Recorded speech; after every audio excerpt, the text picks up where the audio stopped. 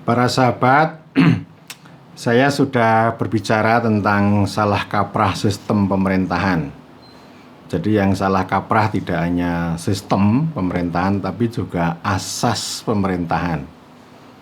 Ini ada di dalam pelajaran ilmu pemerintahan dan juga ada di dalam undang-undang, termasuk undang-undang desa yang sering saya pelajari.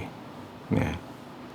Jadi ini asas ini merupakan prinsip dasar atau pedoman berpikir, bersikap, bertindak bagi penyelenggara pemerintahan. Misalnya ada term atau ada kalimat atau kosakata etik ya. Etika. Ini ada mata kuliah etika pemerintahan. Itu mengajarkan tentang prinsip-prinsip kebaikan moral.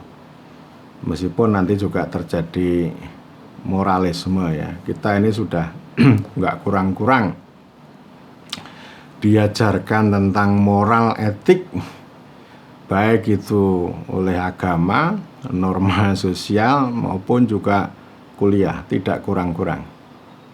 Tetapi ya salah kaprahnya luar biasa. Jadi orang yang yang moral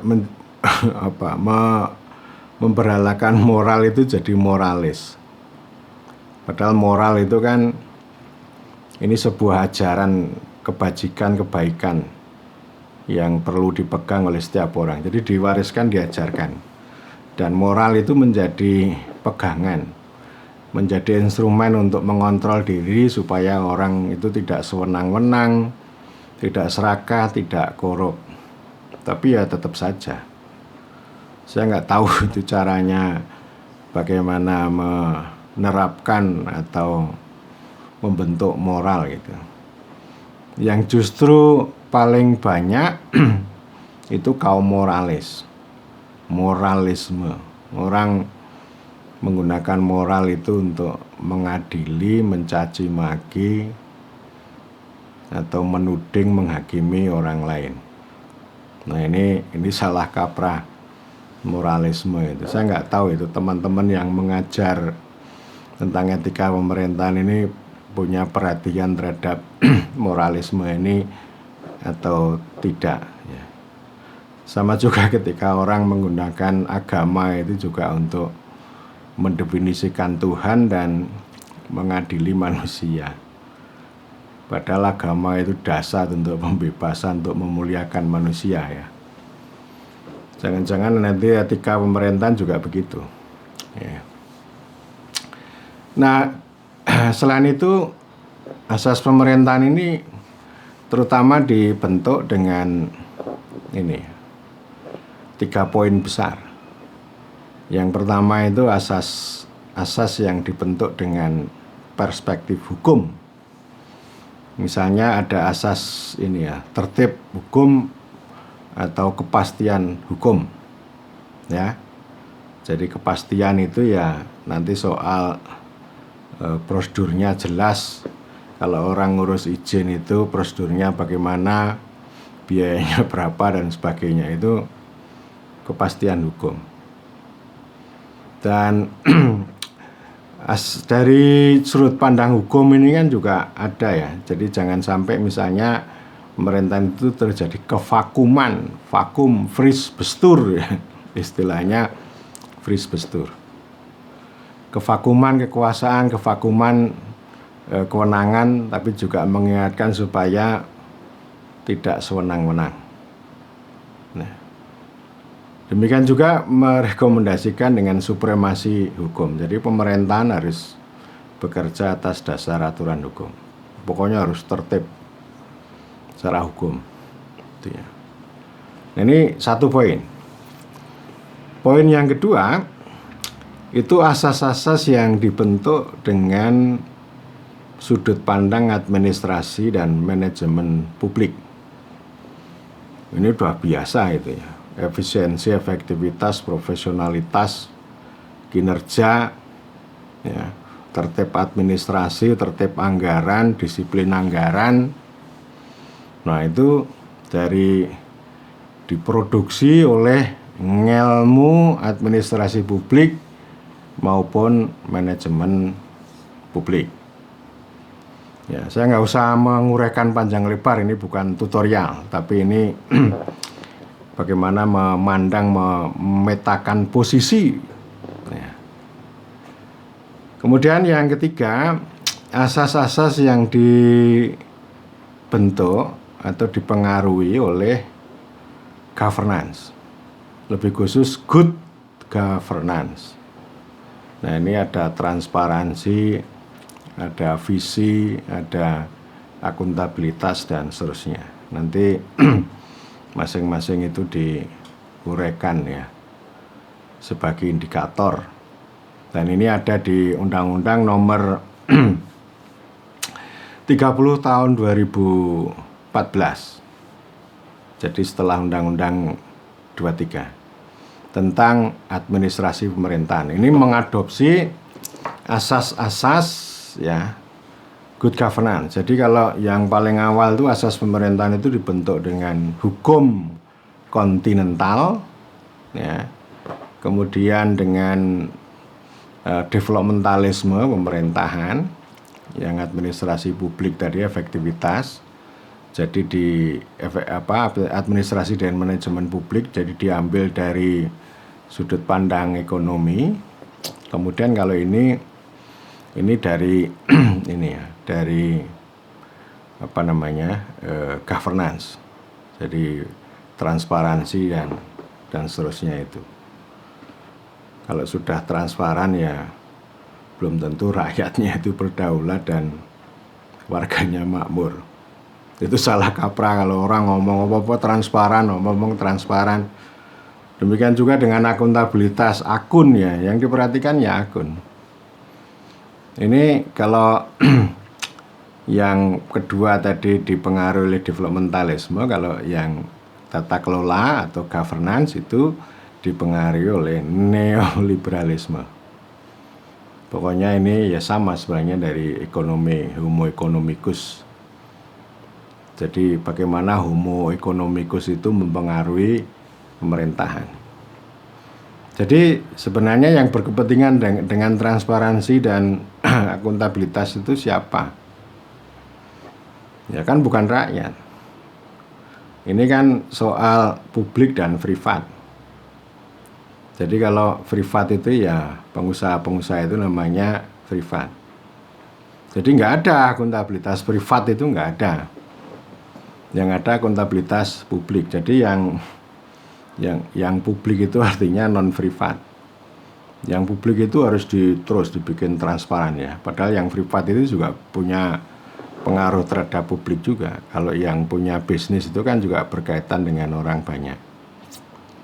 Ya, jadi ini tiga klaster ya. Nanti kalau diuraikan banyak sekali.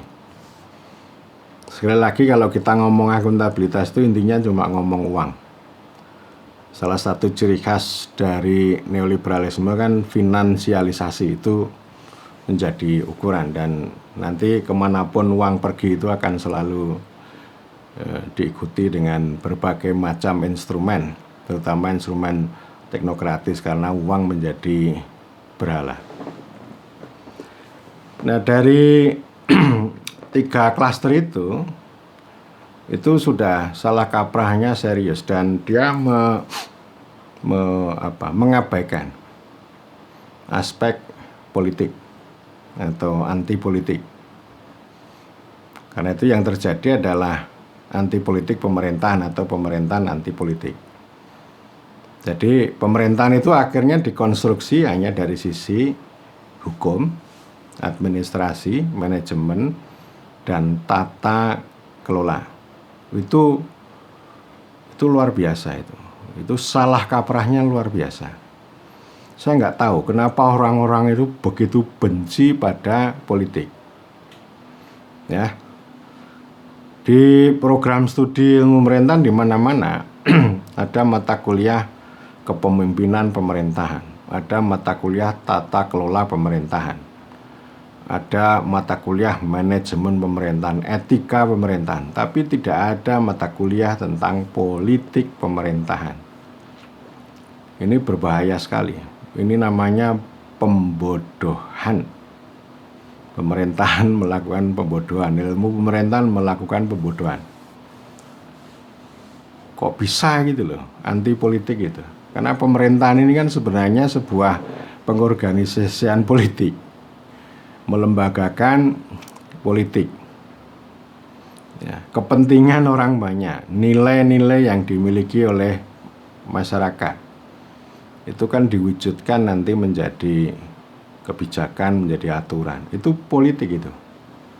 Jadi pemerintahan itu ya nggak bisa lepas dari politik. Jadi artinya kalau asas-asas tadi yang bersifat hukum, administratif, manajemen, kemudian juga tata kelola, ya artinya itu terjadi salah kaprah yang serius dan itu kecelakaan. Akhirnya ini soal pemerintahan hanya manajemen perkantoran saja, manajemen sumber daya yang nggak ada hubungannya dengan kepentingan rakyat. Sama ketika orang bicara transparansi, profesionalitas kinerja dan seterusnya, itu nggak ada hubungannya sama rakyat. Jadi pemerintahan ini bukan untuk rakyat. Padahal kan konstitusi sudah jelas, kedaulatan rakyat. Jadi pemerintahan itu ya bersifat politik, jadi mengandung politik. Kita membuat pemerintahan karena ada politik. Politik melekat pada manusia. Politik datang lebih dulu daripada pemerintahan. Gitu, ya. Jadi soal kepentingan orang banyak itu namanya politik. Kehendak para pemangku itu politik. Tapi kok bisa dirampok oleh hukum, oleh administrasi, manajemen, dan tata kelola ini. Itu luar biasa itu. Jadi ajaran di prodi pemerintahan itu kacau sekali itu. Ya. Jadi pemerintahan itu kan sebenarnya dimulai dari politik. Melalui hukum, administrasi, manajemen, nanti ujungnya ekonomi. Ini yang saya ajarkan terus nih. Pemerintahan itu berpangkal pada politik, berujung pada ekonomi. Karena itu ya kalau kita ngomong pemerintahan ya ini politik mendahului, berpangkal, dan ini prosesnya juga proses politik. Membuat hukum itu proses politik. Merencanakan proses politik, menyusun anggaran itu juga politik. Tetapi ya diserobot ya. Kalau ngomong anggaran ya manajemen anggaran. Hanya sebagian kecil yang berbicara tentang politik anggaran. Kebijakan juga sama, ngomong tentang nggak ada kaitannya dengan politik, dengan kekuasaan. Itu sesuatu yang dihindari, itu dianggap sebagai bodoh. Padahal yang bodoh ya itu tadi, pemerintahan yang tidak memasukkan politik itu pemerintahan yang bodoh dan digunakan untuk membodohi orang banyak. Jadi dalam hal asas ini akhirnya juga nggak ada yang dimensi politik. Jadi ya misalnya asasnya apa? Ya misalnya politis ya, misalnya ya. Itu kan bisa kita buat. Politis itu apa? Soal kepentingan. Soal aspirasi misalnya. Soal ya dialektika misalnya. Atau asasnya ya demokratis. Itu kan politik itu begitu ya. Jadi demokrasi itu demokrasi itu sebuah politik ya. Jadi bisa saja misalnya ada asas ini ya, asas daulat ya, kedaulatan. Itu penting untuk dimasukkan. Jadi nggak hanya ngomong profesional, nggak hanya ngomong soal daya saing, tapi daulat rakyat, daulat negara ini. Nah itu asas juga itu. Tapi itu dihindari ya kata-kata daulat, politis, demokrasi gitu. Tapi orang lebih suka ngomong transparansi. Transparansi itu hanya sebagai satu prosedur saja dalam demokrasi. Tapi inti dari demokrasi adalah rakyat, kerakyatan. Ini ada banyak buku ya, misalnya ada buku Inu Kencana Syafi'i ya. Jadi dia juga menyampaikan sejumlah asas ini, mengutip dari Tali Siduhundraha. Jadi dia bilang ya, kalau ini asasnya dalam pelajaran pemerintahan ya macam-macam itu. Tapi intinya nanti dikembalikan pada Pancasila. Loh, Pancasila itu kalau ngomong kerakyatan ya politik. Ya.